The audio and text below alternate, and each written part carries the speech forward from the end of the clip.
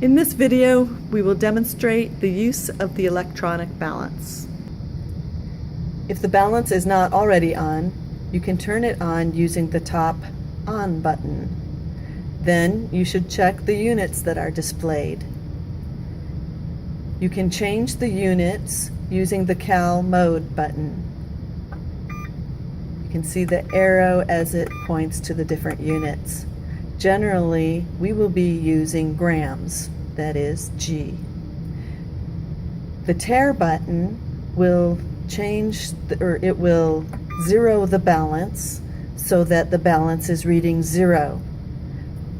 You can tare the balance when there is nothing on the balance pan, or you can tare the balance with a container on the balance pan.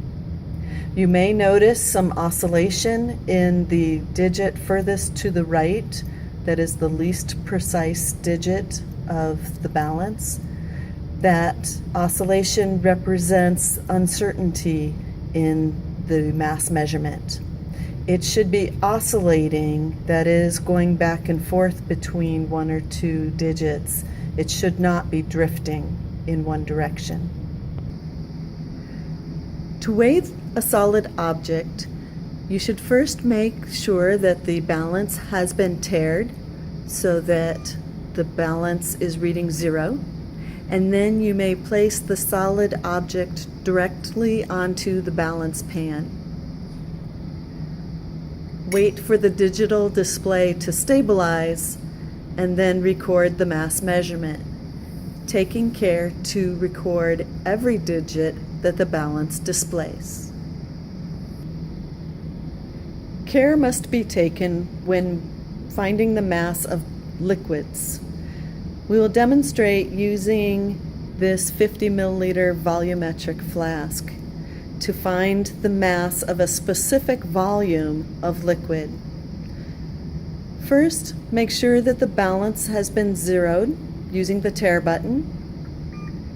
Then place the empty flask onto the balance pan. When the display has stabilized, record the mass of the empty volumetric flask. To add liquid to the flask, remove the flask from the balance pan and pour the liquid into the volumetric flask.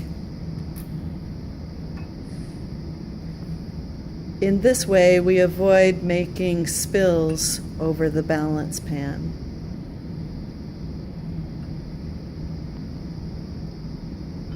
In order to achieve the specific volume of the volumetric flask, you can use a dropper pipette so that you can add the water dropwise for the meniscus to be resting right on the calibration line.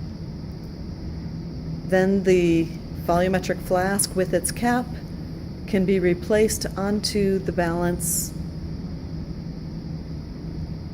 and the mass recorded.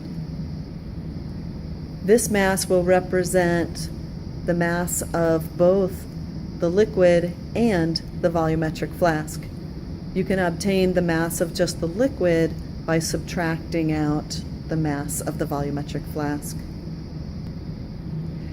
In order to obtain the mass of liquid, then you can put the container onto the balance and tare the balance so that the readout is reading 0 with the container on the balance. Liquid may be added with the container directly on the balance by using a dropper pipette. In this way, the addition of the liquid is controlled and there is little danger of liquid spills on the balance. When the balance display is reading the desired mass and the display has stabilized, go ahead and record the mass, which will reflect only the mass of the liquid in this case. Before leaving the balance, you need to check to make sure the balance is clean and ready for the next student. You should look for any drips of liquid or any powdered solid that may have spilled. If you notice any spills, please remove the balance pan by using your fingers under the lip of the balance pan and also removing the wheel if it gets stuck. If there is liquid on the balance pan, use a paper towel to dry it. If there is solid powder on the balance pan, use the brush and brush into a dustpan. Then check the catch pan.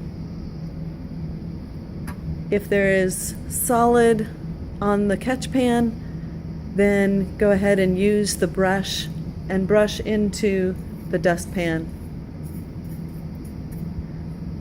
Replace the parts by putting the catch pan on first with the lip facing up.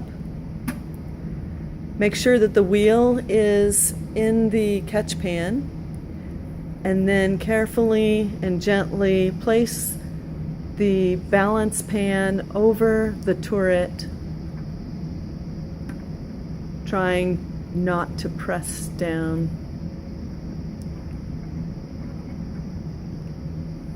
Then you should ask either your instructor or the lab technician how to dispose of the waste solid.